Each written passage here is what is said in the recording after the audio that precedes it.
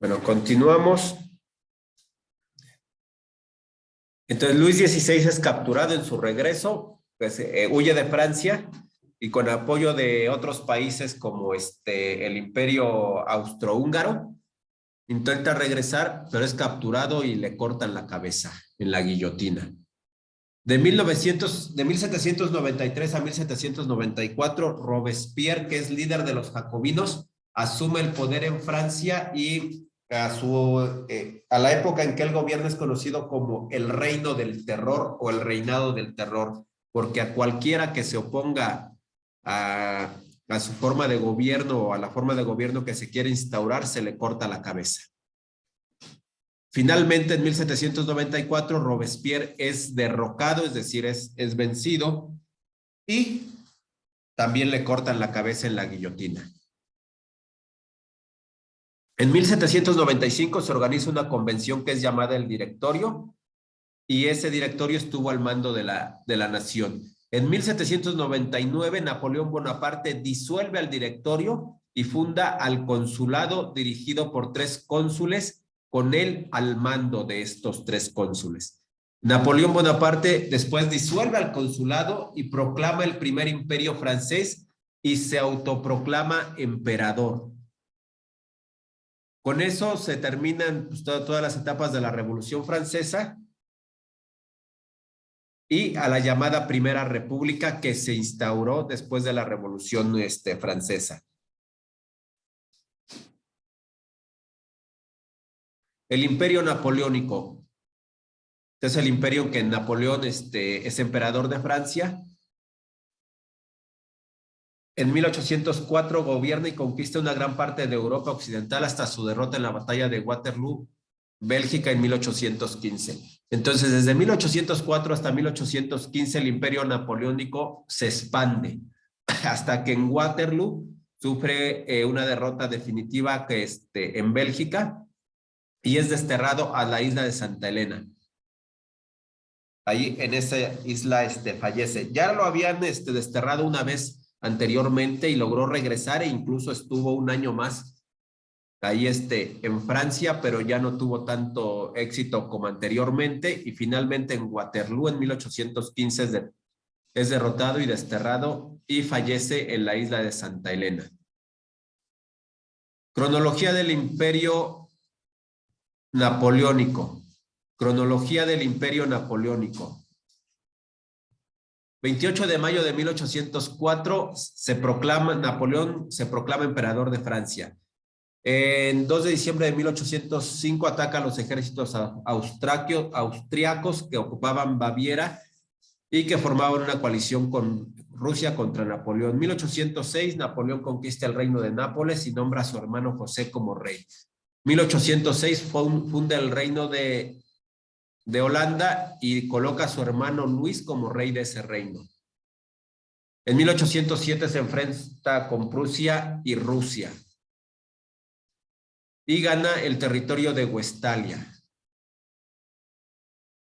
Pone a otros de sus hermanos, a Jerónimo, como rey. Y en 1807 anexa al Gran Ducado de Varsovia, que es lo que ahora es Polonia. 1808 y 1809 intenta conquistar Portugal con el permiso de España, pero termina conquistando también a España. En 1808 y 1809 conquista a Portugal y a España. Y en España pone a su hermano José como rey de España.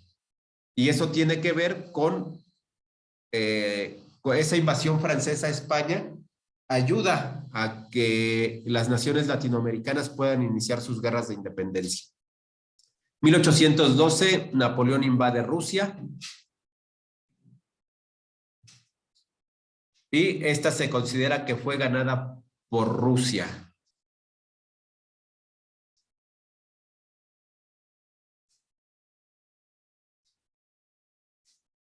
Entonces ahí está el dato que le decía, los grandes imperios siempre han fracasado al intentar conquistar a Rusia. Ahí ha sido el principio del fin de los grandes imperios.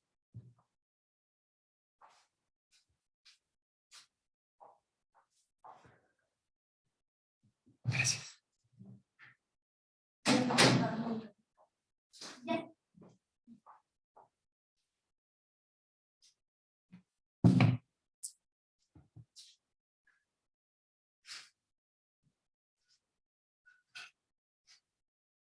Entonces, desde 1804 hasta su fin, 1815, Francia siempre estuvo en guerra con Inglaterra. Nunca logró derrotarlos totalmente, pero tampoco constituyó una amenaza.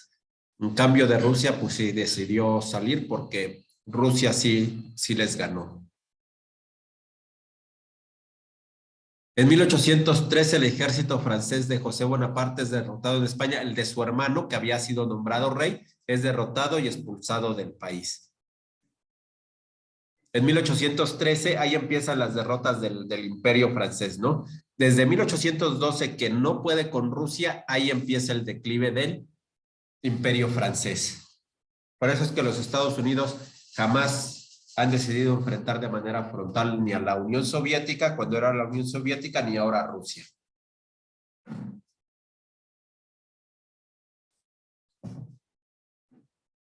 En 1814, Napoleón renuncia al trono francés y es expulsado al exilio en la isla de Elba, pero regresa.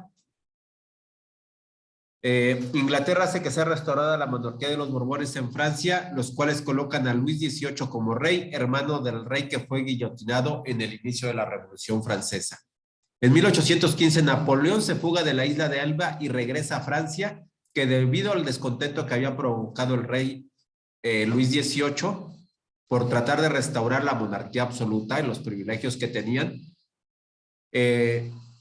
los nobles los privilegios que tenían los nobles antes de la Revolución Francesa los intenta restaurar Luis XVIII. Entonces, pues la gente se inclina por apoyar otra vez a Napoleón para que vuelva a gobernar Francia. Pero el 18 de junio de 1815, después de que derroca a Luis XVIII, reorganiza un gobierno durante 100 días y a su ejército, y en la batalla de Waterloo es derrotado definitivamente y vuelve a ser exiliado, pero ahora a la isla de Santa Elena, donde muere en mayo de 1821. Repercusiones del Imperio Napoleónico en América. Debido a que cae el rey español por la invasión de Napoleón en 1809, pues ahí se empiezan a organizar las luchas de independencia en América. Los mismos criollos y españoles del continente americano desconocen al rey francés y al no haber al rey francés impuesto en España, y entonces empiezan a pensar en la independencia de la América que es dominada por España. Independencia de Hispanoamérica. Inicia en 1804 y culmina hasta 1826.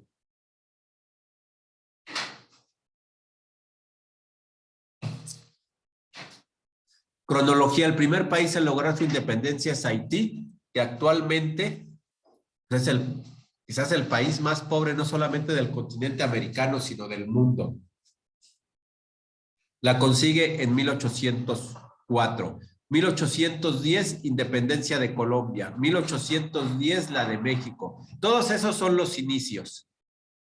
Por ejemplo, la de México concluye hasta 1821. La de Ecuador, 1811, Venezuela, 1811, Argentina, 1816, Chile, 1818, Bolivia, 1825. La de Cuba en 1902, ya en una época realmente ya muy alejada de lo que fueron las guerras de independencia provocadas ahí por los conflictos europeos. Causas externas de la independencia de Hispanoamérica. Difusión de las ideas de la Ilustración, la independencia de las 13 colonias, el apoyo de las 13 colonias a la idea de una América independiente, la Revolución Francesa, la invasión de Napoleón Bonaparte a España. Esas son las causas externas. Causas internas: extrema desigualdad entre las clases sociales, entre las distintas castas que existían en la América española. Injusticias por parte de los peninsulares nacidos en España contra los criollos, y los criollos tenían un descontento muy grande porque no eran tratados de igual forma que los españoles. Recuerden que los criollos eran hijos de españoles, pero nacidos en el continente americano. Y crecimiento de un sentimiento de nacionalismo, ¿no? Pensar que pues los países del continente americano deberían de tener una identidad distinta a la española. Revolución industrial. Inicia en el siglo XVIII, a mediados del siglo XVIII, y termina a mediados del siglo XIX.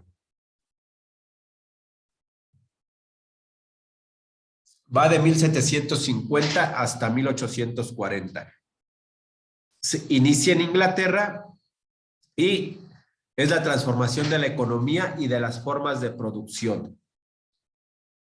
La economía se vuelve una economía más abierta y el modo de producción pasa de un modo de producción artesanal, es decir, se hacían las cosas a mano, a la utilización de maquinaria.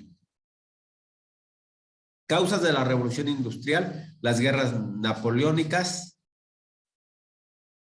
la reforma protestante de Martín Lutero y Juan Calvino. La reforma protestante es una reforma donde un sector de la Iglesia Católica se opone a la propia Iglesia Católica, diciendo que, por ejemplo, los sacerdotes se pudieran casar, diciendo que los seres humanos o el hombre no necesita un intermediario para hablar con Dios, sino que puede hablar directamente con Dios. Y muchas de esas causas que realmente son promovidas por el rey de Inglaterra, que no, la Iglesia Católica no le concede el divorcio, y al no concederle el divorcio, pues crea su propia religión, que es la religión protestante, lo que hoy es conocida como la religión protestante, que es una parte de la Iglesia Católica que se separa de ella para poner sus propias reglas.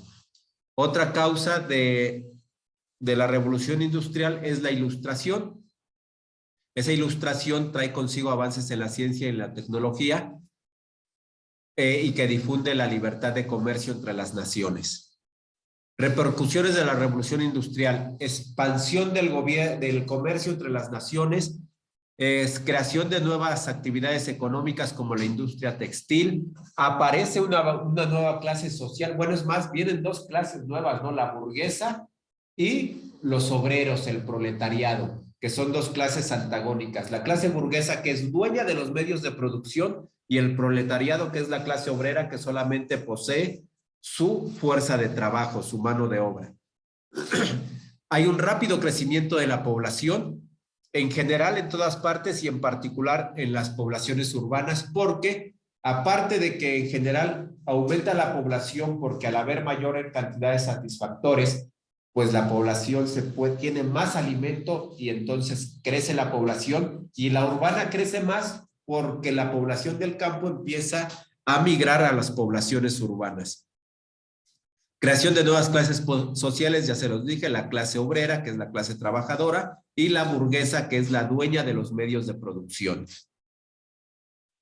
Invención de nuevos medios de transporte como el ferrocarril y los barcos de vapor. También el ferrocarril funciona con base en una máquina de vapor, al igual que los barcos de vapor.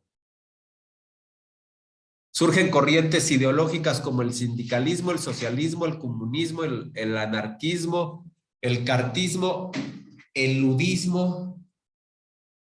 El sindicalismo es una ideología que surge como para defender los derechos de los trabajadores. Si no están en contra de que haya trabajadores que trabajen para la clase burguesa, pero sí que haya derechos para los trabajadores. El cartismo, el cartismo promueve la destrucción de los medios de producción y que no haya una clase que domine a otra. El socialismo que promueve que la propiedad de los medios de producción sea colectiva y no individual, es decir, que no haya un individuo que pueda poseer los medios de producción, sino que sea colectiva, sea un grupo el dueño de los medios de producción. El anarquismo que propone la desaparición del Estado, es decir, que la población no necesita de un Estado que los esté guiando y que los esté regulando y tome decisiones por ellas, sino que las decisiones sean tomadas por cada comunidad. Hay incremento y acumulación de capital y de los medios de producción. Cronología de la Revolución Industrial. 1750 es el inicio. En el 60 pretende una mejora que duplica la producción en la máquina de hilar. En el 69 se introduce la máquina de vapor, que es un invento de James Watt. En 1814 la máquina de vapor se utiliza para mover carros en la industria de la minería. 1821 se inicia la construcción del primer ferrocarril a vapor en Inglaterra. En 1823 Estados Unidos comienza con la industria del ferrocarril. 1835 se inicia la primera línea ferroviaria en Alemania. 1838 se realiza el primer viaje transatlántico entre New York y Liverpool con barcos a vapor. 1840 se da por terminada la Revolución Industrial.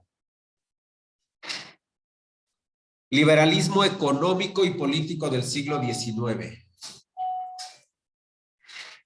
Entonces, en el siglo XIX viene la madurez del liberalismo y el liberalismo político. Se crean los sistemas constitucionales en la Europa occidental, en los Estados Unidos y en América Latina. Hay una participación más activa de la ciudadanía en materia política y económica. En la parte del liberalismo económico hay una producción industrial a gran escala, pues el uso de la maquinaria ya está todo en su apogeo. Hay una expansión del comercio exterior, creación de nuevos productos, expansión de las finanzas y empiezan los créditos al consumo y te empiezan a prestar para que te endeudes y estés más preocupado por pagar que por otra cosa. Las ideas que surgieron de la Revolución Inglesa, que es del 1648 a 1688, hasta la Revolución Francesa, 1789-1814, pasando por la Ilustración, 1750-1800, formaron un conjunto de ideas económicas y políticas que eran la base y fundamento ideológico de la Revolución Industrial y que imperó en todo el siglo XIX. Entonces, la base ideológica de la Revolución Industrial es esto: la Revolución Inglesa, la Revolución Francesa, las ideas de la Ilustración, ¿sí? Todo eso generó que se llegara a la Revolución Industrial y obviamente a la Revolución Industrial siguió aportando a este movimiento para que hubiera una transformación del sistema económico y político que culminó con lo que se llama liberalismo económico y político. Entonces, esto era la libertad económica de la burguesía y la reducción del Estado en los asuntos económicos, es decir, que el Estado cada vez participe menos de los asuntos económicos.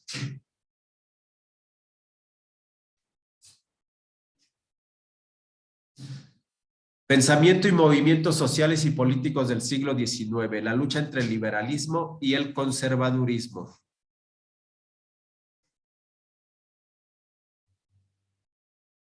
Entonces, el liberalismo promueve eso, la libertad de las actividades económicas y la libertad de política también que tienen los ciudadanos para elegir el sistema de gobierno que quieren tener y también la libertad de creencias. Cada quien es libre de creer, la libertad de culto, de creer en lo que quiera.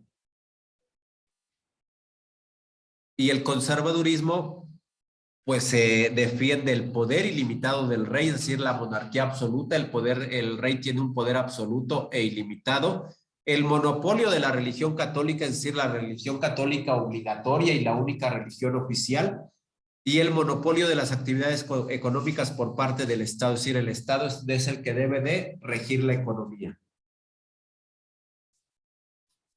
El conservadurismo estaba representado por el Congreso de Viena y la Santa Alianza, Austria, Rusia y Prusia.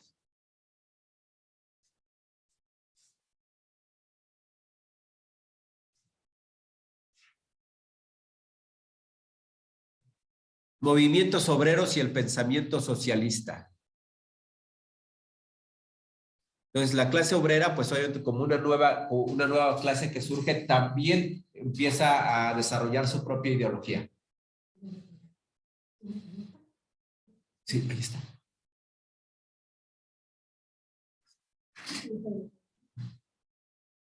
$10 de raza para jarocha blanco. Sí, 10 metros de café blanco y 100 metros de café. Y un mazo de botón, un mazo de botón carnicero blanco, 2 perforaciones, número 18, y 2 hilos de overcono mediano, y 6 hilos para recta blanco. A lo mejor le marco para la señora Blanquita, me dijo que me marcara cuando tuviera las etiquetas. Para el pasaje. ¿Le tienes ahí que le des? Ahorita te lo doy.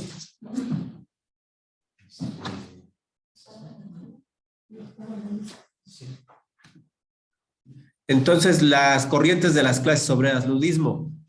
Ludismo, corriente que destruía la maquinaria de trabajo para que no siguiera explotando a los trabajadores.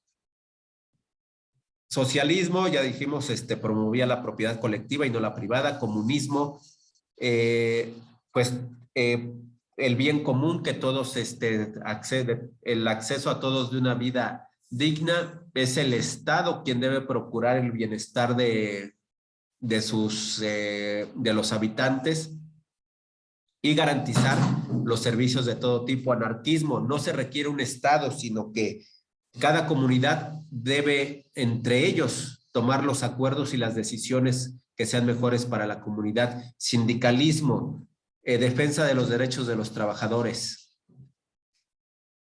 Pensamiento socialista, siglo XIX, socialismo utópico, humanista, Robert Owen, Charles Fourier, Saint-Simon, Luis Blanc, beneficios laborales, cooperativismo. Entonces, este socialismo utópico, digamos que es utópico, bueno, no se basa en un método, en el método científico, pero pide, por ejemplo, ahí está el cooperativismo, es decir, que los medios de producción sean de un colectivo y no de un particular.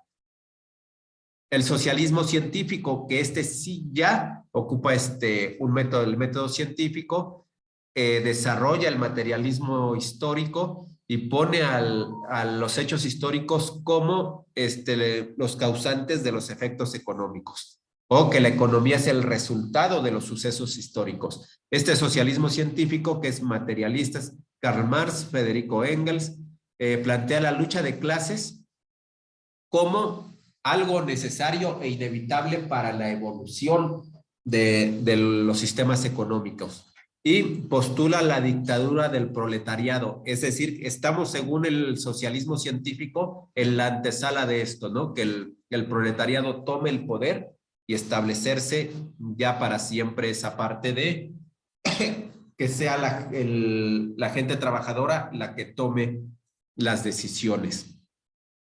Ideología, socialismo utópico. Representantes, Robert Owen, ya lo vimos, dijimos de qué se trata. También el socialismo científico.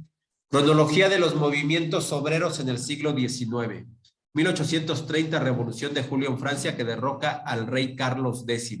1830, revoluciones de tipo nacionalista en Holanda, Alemania, Rusia, España, Italia, que terminaron siendo debilitadas y redirigidas por las monarquías de la Santa Alianza. 1848 se publica el Manifiesto del Partido Comunista de Karl Marx. 1848 se funda la Segunda República en Francia con Luis Bonaparte. 1848, revoluciones en casi todos los países europeos, donde se puede apreciar la organización de la nueva clase obrera contra la clase burguesa capitalista. 1871 se crea la Comuna de París, que tiene que ver con el Partido Comunista o con las ideas comunistas y socialistas. 1886 inicia la huelga general en Estados Unidos, que más tarde sería sangrientamente reprimida y que quedaría marcada en este día como Día Internacional del Trabajo. El Día Internacional del Trabajo data de el 1 de mayo de 1876 por la represión que hay en los Estados Unidos a la huelga de trabajadores. El nacionalismo y los procesos de unificación nacional de Italia y Alemania. El nacionalismo Es una ideología que parte de preservar y cuidar un territorio donde se tienen ciertas similitudes culturales, tradicionales, ideológicas, de creencias, y que entonces dan lugar a un sentimiento nacionalista. 38, sí, son 38.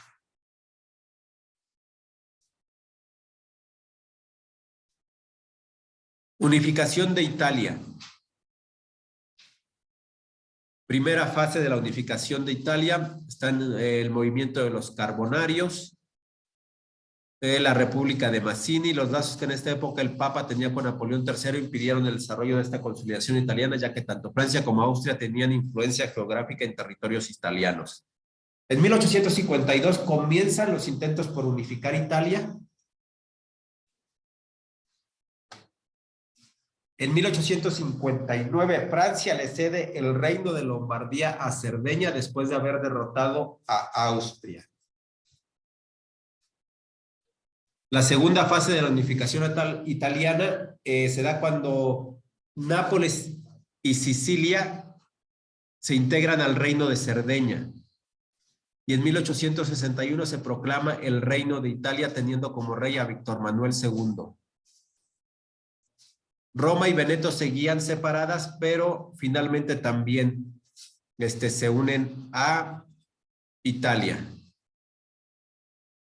En 1870 podemos decir que ahí culmina la unificación de Italia, 1870. Entonces, datos relevantes de la unificación de Italia.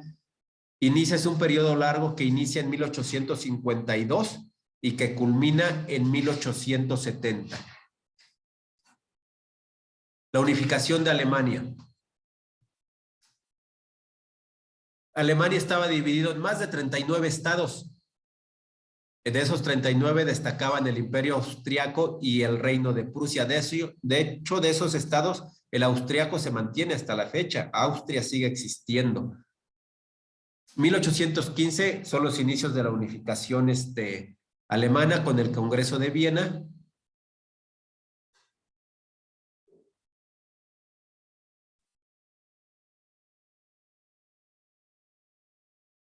Vamos a ver cuándo concluye.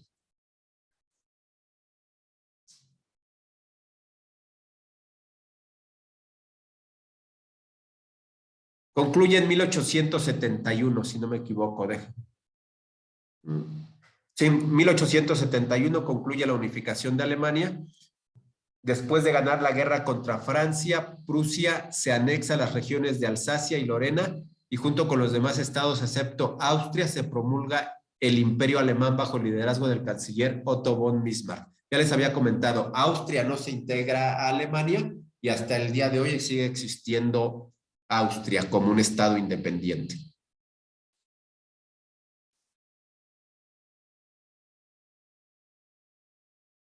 El imperialismo, que es nombrada por Marx como la fase superior del capitalismo.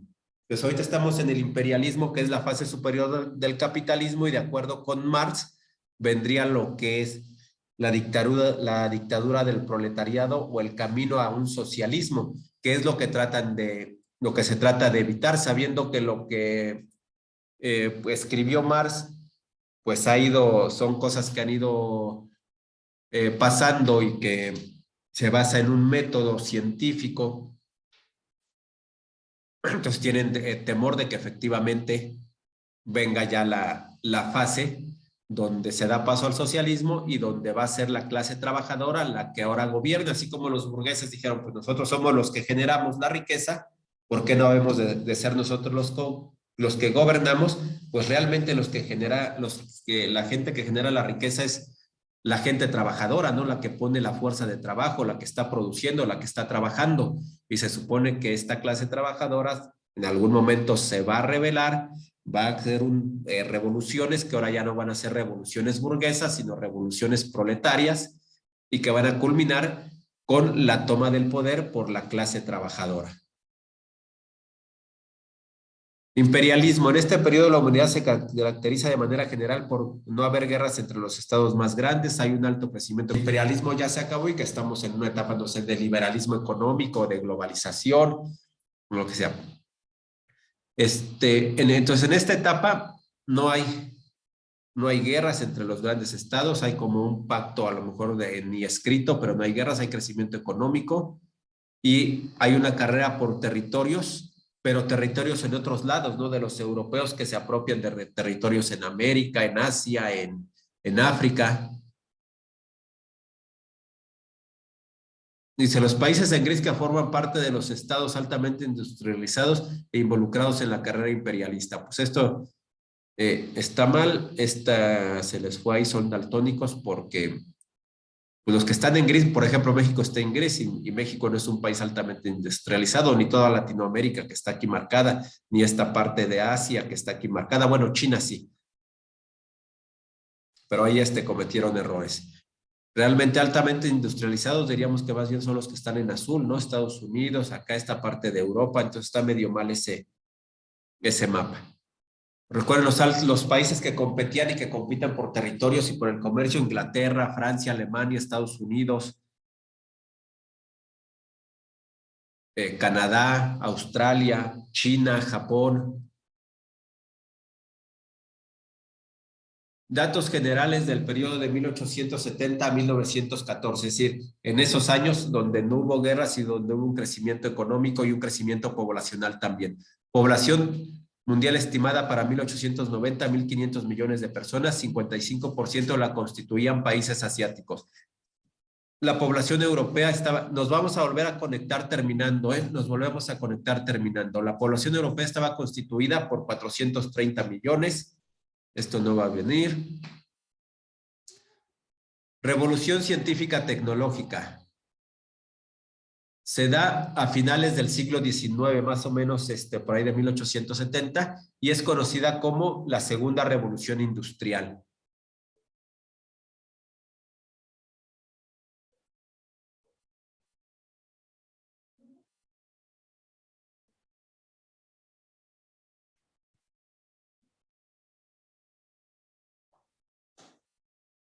Entonces, los adelantos científicos fueron yéndose aplicados no nada más a la industria, sino también al armamento. En 1800, en 1900, a principios del siglo XX, empieza una fase que es conocida como la paz armada, ¿no? Donde los países se empiezan a hacer de un gran armamento como preparándose para la guerra o previendo que como tienes armas, pues nadie te ataque porque tienes armas, y es conocido como la paz armada. No hay guerra, pero los imperios se están haciendo de un gran armamento para prepararse para el momento que haya guerra.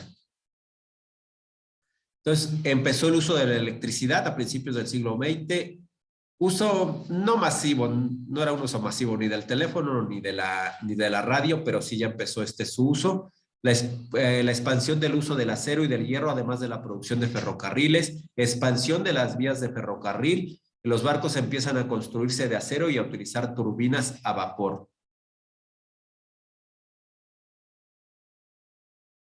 Esto no. Expansión colonial y las rivalidades imperialistas. Desde 1870 a 1914, los países competían, ya lo vimos, por territorios.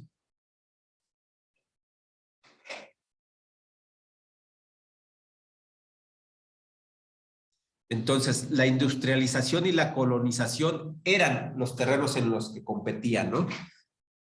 Pero la colonización obviamente era en territorio africano, asiático, americano.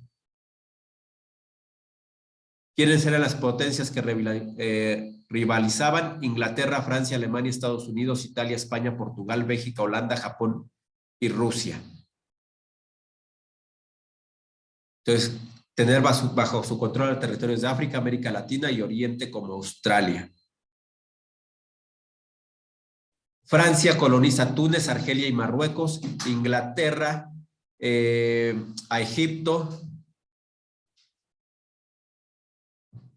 a Sudáfrica, a Canadá, a Hong Kong, a Jamaica en el continente americano, Jamaica, Belice, si no me equivoco también. Japón controla a Corea, Estados Unidos expande su territorio en América Latina al quitarnos la mitad de nuestro territorio en 1846, compra Alaska, Guam y Hawái. De ahí esos Estados Unidos no los gana con una guerra, ni se pone, los compra. Tuvo control sobre territorios de Cuba hasta la Revolución Cubana, Puerto Rico y Filipinas. Después de que se independizaron, supuestamente, ¿no? Entonces, Estados Unidos tomó el control de ellos. Primera Guerra Mundial. La Primera Guerra Mundial siempre viene, Primera y Segunda Guerra Mundial. Va a venir, es muy común que venga periodización de la historia, lo que vimos de Marx en comunismo primitivo, esclavismo, feudalismo, capitalismo y socialismo. La periodización de positivista, que es la prehistoria y la historia marcada por la edad antigua, la edad media, la edad moderna y la edad contemporánea. Y eso es muy común de la Revolución Industrial, a lo mejor viene alguna fecha. Revolución Francesa también, que fue poco la información que vimos, ahí está Revolución Francesa también. Suele venir a alguien, le va a tocar una pregunta, estoy seguro. Y de la Guerra Mundial, estoy seguro que a todos les va a tocar de alguna de las dos guerras mundiales una pregunta. Entonces, la Primera Guerra Mundial en algunos países es llamada también la Gran Guerra. Se originó en Europa el 28 de julio de 1914 y finalizó el 11 de noviembre de 1918, cuando Alemania aceptó las condiciones de su rendición. Dato relevante, pregunta muy recurrente, ¿qué acontecimiento dio inicio a la Primera Guerra Mundial? El asesinato del archiduque Francisco Fernando de Austria. Eso fue el asesinato del archiduque Francisco Fernando. Siempre se me olvida su nombre, creo que sí es Francisco Fernando.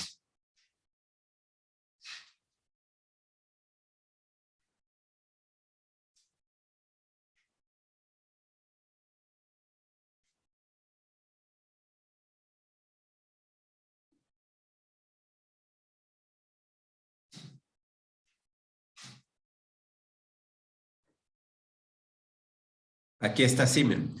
Aquí está el 28 de junio de 1914, el archiduque Francisco Fernando de Austria visitó Sarajevo, que era la capital de Bosnia, y fue asesinado por un nacionalista bosnio. Ese evento fue lo que desató la Primera Guerra Mundial. El Imperio Austrohúngaro le declara la guerra a Serbia y ahí inicia todo. La declaración de guerra se da un mes después, el 28 de julio de 1914, pero es este evento, asesinato del archiduque Francisco Fernando, lo que detona la Primera Guerra Mundial. Participantes de la Primera Guerra Mundial. Pregunta también, aparte de ese evento. Voy.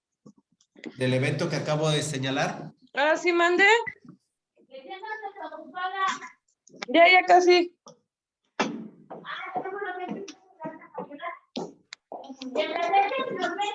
Sí, maestra, ¿son cambios? ¿O tengo que darle cambio? Ah, bueno, sí. Ya casi acabo, maestra, mi clase.